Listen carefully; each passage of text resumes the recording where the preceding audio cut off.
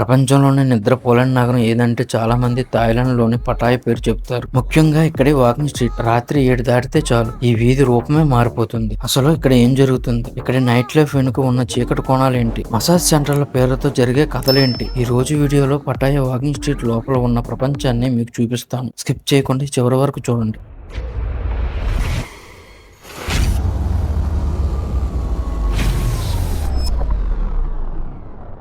Pattaya south end లో ఉండే ఈ వాకింగ్ స్ట్రీట్ దాదాపు 1 కిలోమీటర్ పొడవు ఉంటుంది. ఒకటి పూట ఇది మామూలు రోడ్ లాగానే కనిపిస్తుంది, కానీ సాయంత్రం 6 గంటల నుంచి తెల్లవారుజాము వరకు ఇక్కడ వాహనాలు అనుమతించరు. అందుకే దీన్ని వాకింగ్ స్ట్రీట్ అంటారు. వేల సంఖ్యలో టూరిస్టులు, పెద్ద పెద్ద మ్యూజిక్ సౌండ్లు, కళ్ళు పులకరించి పెద్ద పెద్ద బోర్డులతో ఈ వీధి ఒక మాయా లోకంలా కనిపిస్తుంది. ఇక్కడ అడుగు పెట్టగానే మనకు కనిపించే అగోగో బార్స్, వందల సంఖ్యలో అమ్మాయిలు బార్ల బయట నిలబడి టూరిస్టులను లోపలికి రమ్మని పిలుస్తుంటారు. ఇక్కడ మ్యూజిక్, డ్యాన్స్ మాత్రమే కాదు, చాలా వింతైన షోలు కూడా జరుగుతుంటాయి. అయితే కొత్తగా వెళ్లేవారు గుర్తుంచుకోవాల్సింది ఏంటంటే ఇక్కడ కనిపించే ప్రతిదీ నిజం కాకపోవచ్చు. అక్కడ ట్రాన్స్జెండర్స్ అంటే లేడీ బాయ్స్ కూడా చాలా ఎక్కువ సంఖ్యలో ఉంటారు. వారిని గుర్తించడం చాలా కష్టం. వారితో మాట్లాడేటప్పుడు చాలా జాగ్రత్తగా ఉండటం ముఖ్యం. థాయిలాండ్ అనగానే అందరికి గుర్తొచ్చేది మసాజ్ వాకింగ్ స్ట్రీట్. చుట్టుపక్కల ప్రతి అడుగు అడుగుకు ఒక మసాజ్ సెంటర్ కనిపిస్తుంది. కేవలం రిలాక్సేషన్ కోసం ఇచ్చే థాయి మసాజ్ నుంచి హ్యాపీ ఎండింగ్ మసాజ్ వరకు రకరకాలు ఇక్కడ ఫేమస్. అయితే ఇక్కడే టూరిస్టులు చాలా జాగ్రత్తగా ఉండాలి. కొన్ని చోట్ల తక్కువ ధర అని చెప్పి లోపలికి తీసుకెళ్లిన తర్వాత